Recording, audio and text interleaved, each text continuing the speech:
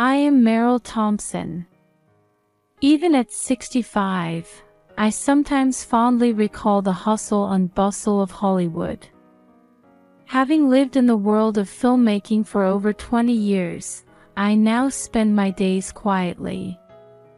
I live alone in a spacious mansion in Beverly Hills, dedicating my heart and soul to charitable activities.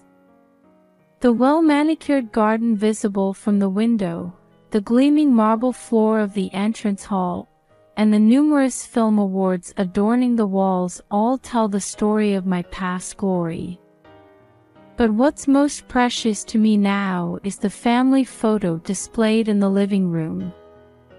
It shows my daughter Julia, her husband Tom, and my 6-year-old treasure, grandson Ethan. Whenever I see the three of them smiling brightly, I feel happy but also somewhat uneasy. Lately, I've been increasingly worried that something important might be missing from their seemingly perfect lives. In the living room bathed in morning sunlight, I check my schedule for the day while sipping my usual coffee. Volunteer work at LA United Way in the morning, a board meeting in the afternoon, and plans to pick up my grandson Ethan in the evening. Looks like another busy day, I mutter to myself as I get ready. As I drive, I gaze at the glamorous Los Angeles cityscape. I catch glimpses of places I once chose as movie locations.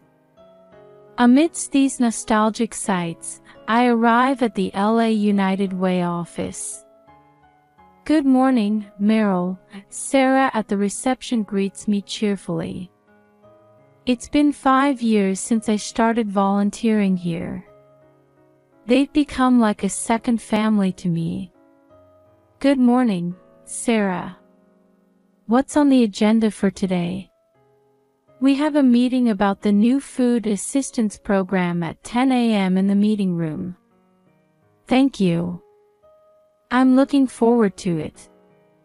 Time flies when I'm immersed in volunteer work.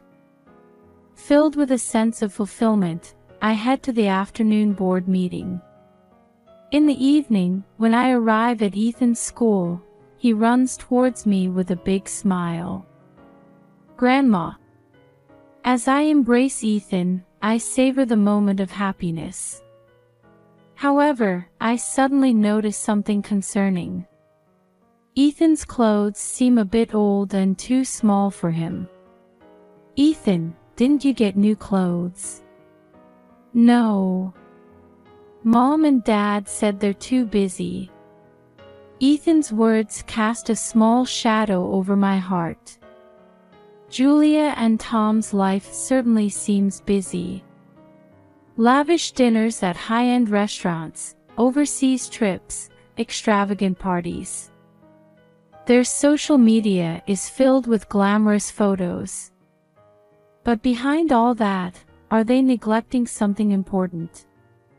Back home, as I have dinner with Ethan, I ask him about his school life and friends. Seeing Ethan talk happily warms my heart. However, I'm concerned that he doesn't talk much about memories with his parents. After putting Ethan to bed, I ponder Julia and Tom's lifestyle and their approach to parenting. On the surface, everything seems fine. But my maternal instinct is warning me that something is off. I considered making a phone call but decided it was too late tonight. I resolved to contact Julia tomorrow and headed to bed, picturing Ethan's smile in my mind. The next morning, last night's anxiety resurfaced as soon as I woke up. I called Julia before I had even finished breakfast. But there was no answer. I left a message on her voicemail asking her to call me back and went about my day's activities, feeling uneasy. By the afternoon, I still hadn't heard back from Julia. Normally, I wouldn't worry, but today I couldn't shake off my uneasiness. I'll go check on them, I decided, canceling my plans and heading to Julia's house. In the quiet residential area of Beverly Hills, I arrived at Julia's house. The silent mansion greeted me. There was no response when I rang the intercom. As I walked around the house, I noticed a storage shed in the backyard. That's when I heard it. A faint sound, almost like a dog whimpering. "Is anyone there?" I called out, but there was no human response. Instead, I heard a weak dog's bark. As I approached the shed, I heard another faint sound. My heart started racing. I nervously reached for the door handle and... Ethan. Max. An unbelievable sight unfolded before me. In the dimly lit shed, Ethan was sitting with the family dog, Max. Unbelievably, they were both wearing collars. "Grandma." Ethan calls out weakly. Max whimpers softly. I rushed in and hugged Ethan. His body was cold and trembling slightly. Max looked at us pitifully. "It's okay, Grandma's here." "What happened?" Tears well up in Ethan's eyes. "Mom and Dad." As I listened to his story, anger and sadness swirled within me. Julia and Tom had gone on a trip to the Four Seasons Maui, and they had left Ethan and Max behind. They said to stay here because it costs money to use electricity at home, and to take care of Max. Ethan's voice trembles. "Food. Water. They left some in the fridge, but it's all gone now." I shared it with Max. Alarms go off in my head. This isn't just neglect. It's serious child abuse. And animal abuse too. "Listen, Ethan. You've done nothing wrong. You took good care of Max. Grandma will take care of everything now." While hugging Ethan, I took out my cell phone. First, I called 911. "This is an emergency. A 6-year-old child and a dog have been locked in a storage shed. They're both wearing collars. The parents are absent." Following the operator's instructions, I tried to stay calm. But inside, a flame of anger was burning. The few minutes until the police arrived felt like an eternity. When I finally heard the police siren, I felt a small sense of relief. "Over here." I waved to guide the officers. 2 officers carefully began to assess the situation. Seeing their expressions grow stern, I realized once again the seriousness of the situation. "We'll contact DCFS and Animal Control," said the veteran-looking officer. While waiting for the DCFS staff to arrive, I continued to hold Ethan. Max was still trembling beside us. "It's okay, you're safe now," I repeated over and over, trying to reassure Ethan and Max, but also to calm myself. When Carol Johnson from DCFS arrived, the situation became more official. "Ms. Thompson, please tell me what happened." With a trembling voice, I explained everything from discovering Ethan to what he had told me. "I understand. The safety of Ethan and the dog is our top priority. I'm going to recommend temporary protective custody." Carol's voice was filled with determination. At that moment, I sensed that my life was about to change dramatically. Disappointment in my daughter, love for my grandson, and above all, a determination to see justice done.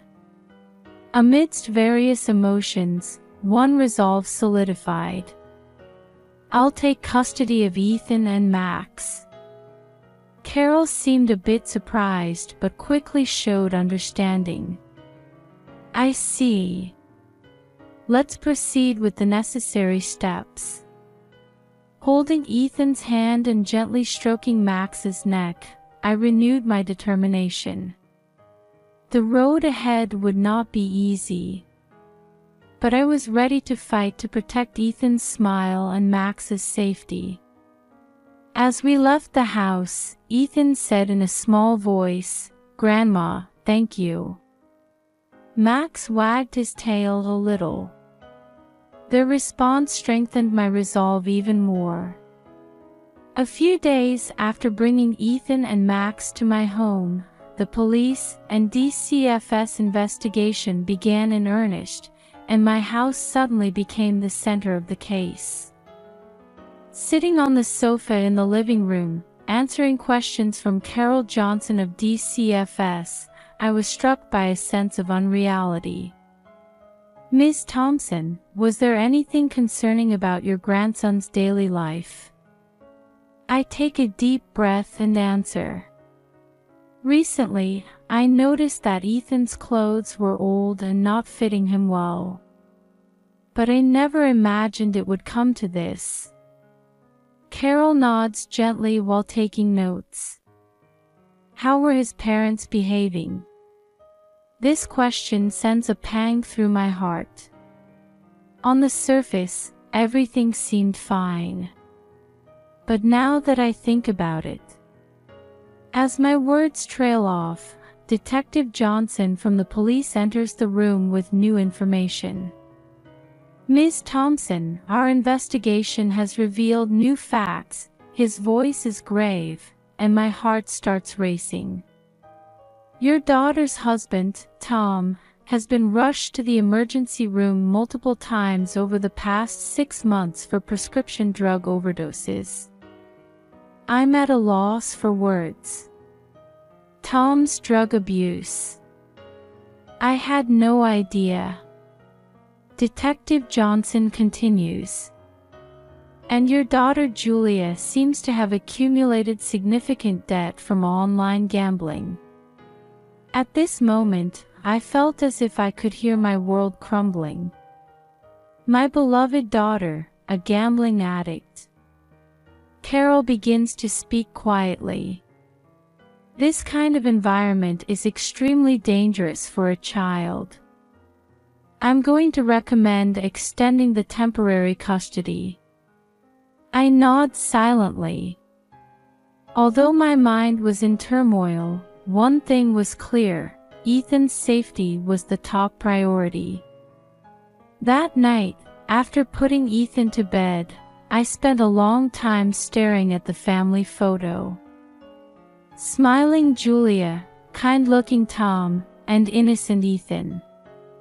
When did things become so distorted? Struggling between my love for my daughter and my grandson's safety, I couldn't hold back my tears. However, with the morning sun came a new determination within me. I must take action to protect Ethan, even if it means damaging my relationship with my beloved daughter. I pick up the phone and dial with trembling fingers. "Hello, is this Greenberg Law Firm? I'd like to be referred to a child welfare specialist attorney." At my first meeting at Greenberg Law Firm, veteran child welfare specialist attorney Martha Goldstein looks at me with a stern yet warm gaze. "Ms. Thompson, I understand the situation. The legal proceedings ahead won't be easy, but let's do our best for your grandson's future." Martha's words gave me a sense of reassurance. I believe her 50-year career will help us overcome this difficult situation. Let's start by gathering evidence, Martha says efficiently while organizing documents. Testimonies from neighbors, Ethan's school records, and medical records. Everything will be important. I nod, strengthening my resolve. For Ethan's sake, I'll overcome any difficulty. From that day on, my days became hectic. I visited Ethan's school to meet with teachers, went around the neighborhood collecting testimonies. Sometimes I felt like giving up, but every time I remembered Ethan's smile, new strength welled up inside me. One day, Martha gave me important advice. Ms. Thompson, we need to prepare financially for the trial. For child support, lawyer fees, and most importantly, for Ethan's future. Hearing those words, I made a big decision. The house where Julia and Tom had been living actually belonged to me. I'll sell that house. Martha looked surprised but quickly showed understanding. That's a big decision. Indeed, it might be the best option. That afternoon, I met with Rodney Harris, a high-end real estate agent. From the large window of his office, the Los Angeles cityscape stretches out before us. Ms. Thompson, I understand your decision. However, the current real estate market is a bit stagnant. I interrupt him. I understand, Rodney. But I need to hurry. Even if it's below market value, I want to sell it as soon as possible. Rodney looked a bit surprised but quickly returned to his professional demeanor. Understood. I'll do my best. The next few weeks were busy with house photography, setting up open houses, and negotiating with buyers. Finally, the day of the sale arrived. As I signed the contract, my heart was filled with complex emotions. This house is full of memories from Julia's childhood. But now, it's time to let go of this house for Ethan's future. This is one step forward, I muttered to myself. As I left the house, I looked back one last time. The house was beautifully illuminated by the setting sun. Hoping that this house would become the stage for new memories under its new owners, I quietly closed the door. With this, I had secured funds to protect Ethan's future. However, this is just the beginning. I took a deep breath, preparing for the legal battle ahead. A few days after selling the house, I was preparing for Julia and Tom's return. Along with my lawyer Martha, the police, DCFS, and real estate agent Rodney, we were waiting at the house where Julia and Tom used to live. Tension filled the room. Suddenly, we heard a car. Looking out the window, I saw a luxury car slowly pull up in front of the house. Julia and Tom got out. Tan skin and expensive clothes. Seeing them act as if nothing had happened made anger well up inside me. The two stopped in front of the house. They stared at the sold sign, expressions of surprise on their faces. And the moment they saw the police vehicles and DCFS car, I could see the blood drain from Julia's face. What is this? Julia's voice trembled. Tom remained silent and hurried towards the entrance. When he opened the door, we appeared before their eyes. Mom. What happened? Julia's voice was filled with confusion and fear. I took a deep breath and began to speak calmly. Julia, Tom. There's something I need to explain. Over the next few minutes, I told them everything from discovering Ethan to selling the house. As I spoke, Julia's expression changed from shock to denial, and then to anger. That's a lie. We would never abuse Ethan, Julia shouted. Tom suddenly became aggressive. What right do you have to do this? Selling our house without permission. A police officer stepped forward and began to explain the situation. Please calm down, both of you. There are serious suspicions of child abuse. We're now entering formal investigation and legal proceedings. Julia suddenly turned her anger towards me. It's your fault, Mom. Always interfering with us. While pained by my daughter's words, I maintained a firm attitude. Julia, this is all for Ethan. His safety is the most important thing. Tom suddenly uttered threatening words. If you do this, you'll regret it. I have powerful connections. You all. At that moment, a police officer intervened and restrained Tom. That's a criminal threat. Please refrain from further such statements. As the atmosphere in the room suddenly became heavy, the DCFS staff stepped forward and began to explain the future procedures. We ask that you refrain from contacting Ethan temporarily until the court hearing. Watching Julia and Tom's expressions freeze, I prayed in my heart. May this painful journey lead to a happy future for Ethan. Los Angeles Family Court. As I open the heavy doors, the tense atmosphere of the courtroom envelopes me. Knowing that Ethan's future will be decided here makes me feel a sense of gravity. The prosecution's opening statement begins. A young but powerful female prosecutor states the facts in a calm tone. This case is a serious instance of child neglect.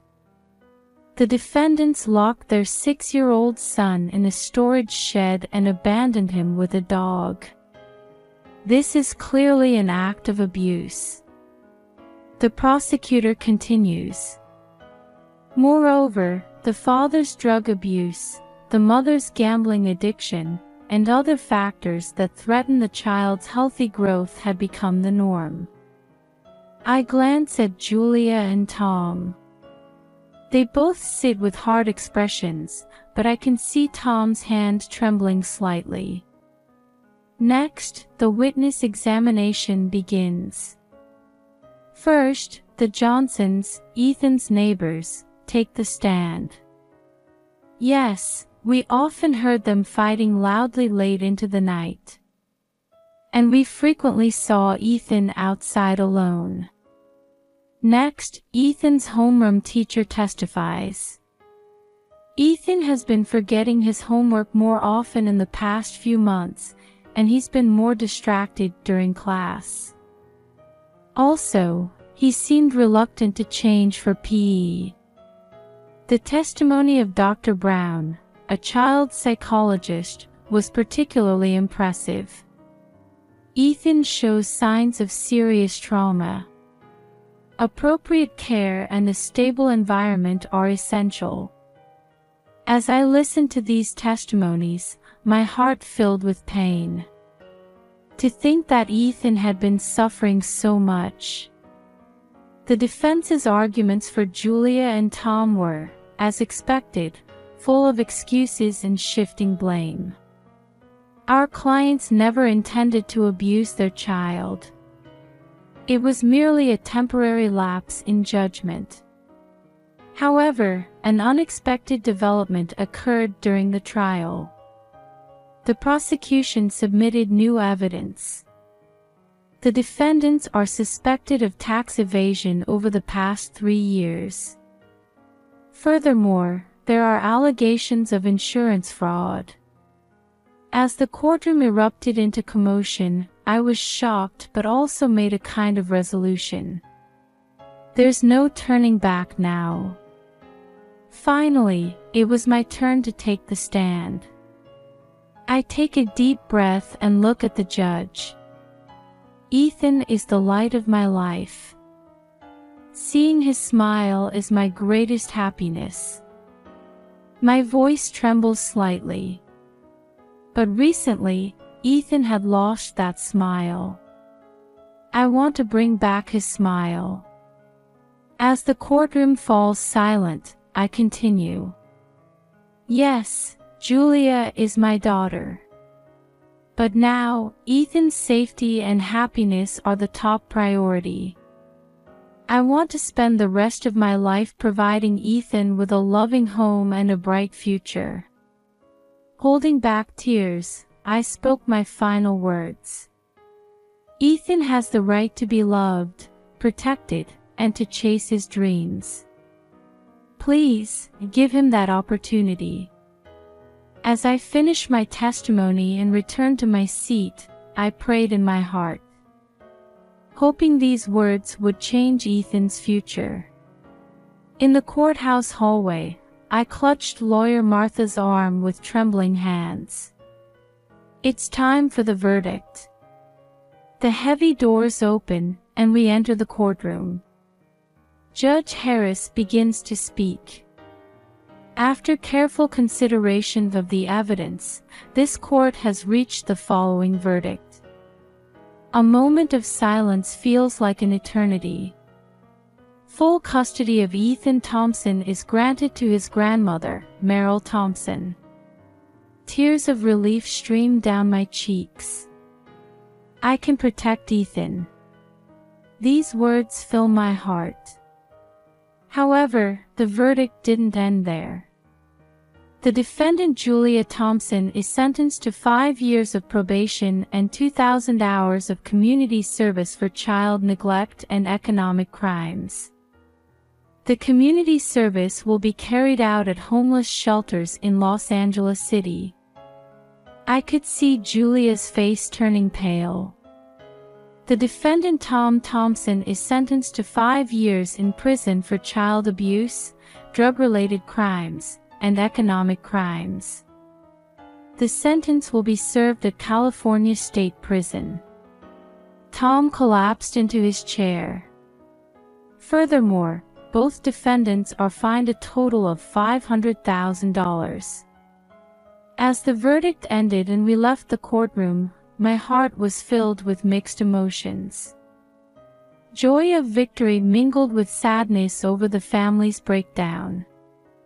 A few weeks later, Ethan and I moved into a new house. It's a single-family home in a lush suburb. From Ethan's room, you can see a large backyard. Grandma, is this my new room? Ethan's eyes sparkle. Yes, Ethan. This is our new beginning. Ethan happily runs around the room but suddenly stops and looks anxious. Will I never see Mom and Dad again? I take a deep breath and answer gently. No, that's not the case. Mom and Dad are facing their own problems right now. But I'm sure you'll see them someday. Ethan nodded, seeming a bit relieved. That weekend, Ethan started psychotherapy. The kind smiling therapist, Jennifer, began healing Ethan's emotional wounds through play. A month after therapy started, I received an unexpected phone call. It was from Julia. Mom. Can I see Ethan? Her voice sounded smaller and weaker than I had ever heard it. After some internal conflict, I allowed a short, supervised visit. When Ethan and Julia reunited, seeing tears glisten in both their eyes lit a small flame of hope in my heart. There's still a long way to go to fully restore family bonds. But I decided to believe that something might start from this small step. A year has passed since then. Our lives have changed dramatically. The nonprofit organization I established, Second Chance Kids, works to prevent child abuse and support victims. I feel a deep sense of fulfillment being able to support many children and their families using my own experiences. Ethan has adapted to his new school and made many friends. Every time I see his smile, I'm convinced that this fight was not in vain. Julia is also changing little by little. She's seriously working on addiction rehabilitation, and regular visits with Ethan have been established. I can sense the old sparkle returning to her eyes. Tom is still serving his sentence, but I hear he's actively participating in rehabilitation programs.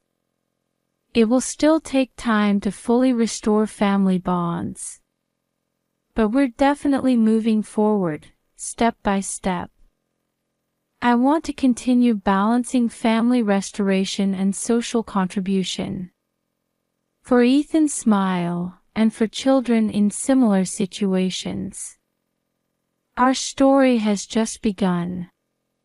We continue to walk towards a new chapter, with hope in our hearts.